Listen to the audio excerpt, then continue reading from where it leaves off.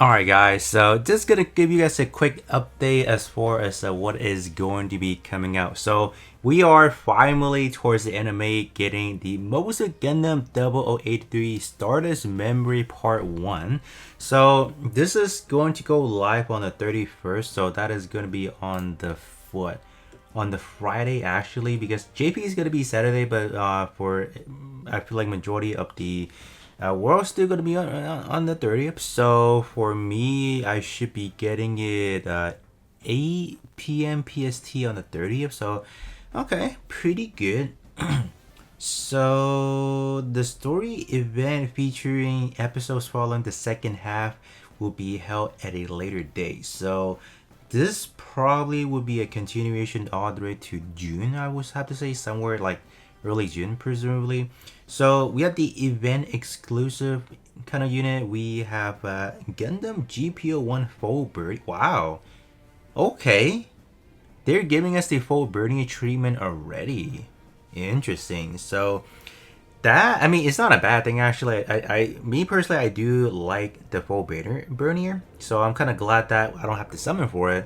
So this might lead me to believe GPO3 may be a summonable. If they are gonna drop something related to that, I'm pretty sure either GPO3, GPO2, those may be like a headlining banner unit, presumably.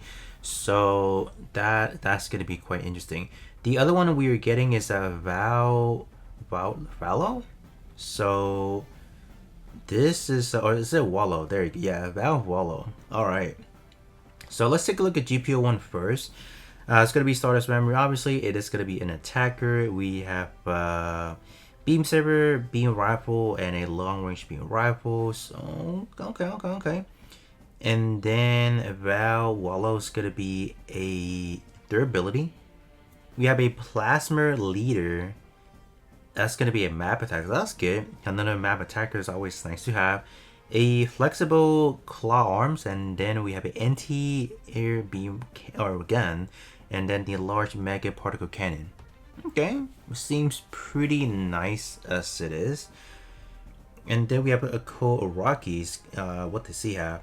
Increased damage dealt, level 3 range, and then for the range level 3, and then affinity to Federation, obviously level 2. So he is going to be able to slot into like a lot of different units as well, especially this one right there. So that's good. Level 3 for these are good as well, right? Yeah, those are definitely pretty good. And then we have Kelly for the Defender. Defense support level 3 for both the support and increased defense, so that's good. And then the Affinity Xeon level 2. So I just want to quickly take a look at some of the previous story event character. We can take a look at Rendo actually, because I believe what does he have? So level 3. Wow. Oh, hold up. Wait a minute. Let's see.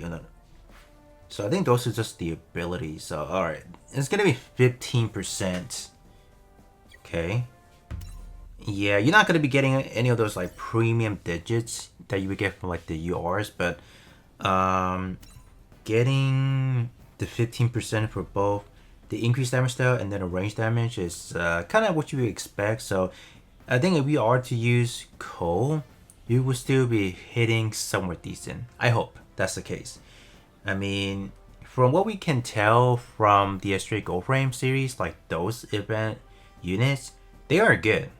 The only one that is not so good right now is, what is it? The one that we just got, the Orion, and then the Seikoro Gundam. Like those are the only two that I feel like are lacking. So I do hope that the full Bernier can kind of clutch things up and just make a comeback and just be a solid, really strong free-to-play option. That's kind of honestly what I'm looking for. Other than that, we don't really have too much. I'm pretty sure within like the next 2-3 days they are going to be dropping like the new unit trailers. So I'm gonna bet it's gonna be GPO3 and then GPO2. I think those are like the only two. If you want to make it impressive headlining banner units, those two has to be it. And if they don't, I don't know, man. that means they will flop. They dropped the ball hard on that one. The other option, honestly, they can drop the GPO3 riding within the Dendrobium. That would have been an overkill, honestly, dropping that as a mobile arbor with the unit, but that would definitely be like a. Would that be like a must summon? I don't know, but that would be cool if they would have done that. But they could definitely save it. There's definitely no rush. Just drop the GPO2 and the GPO3, and they can save the Dendrobian for some other time. They can definitely do that. But do definitely let me know how excited are you guys for the Stardust memory stuff.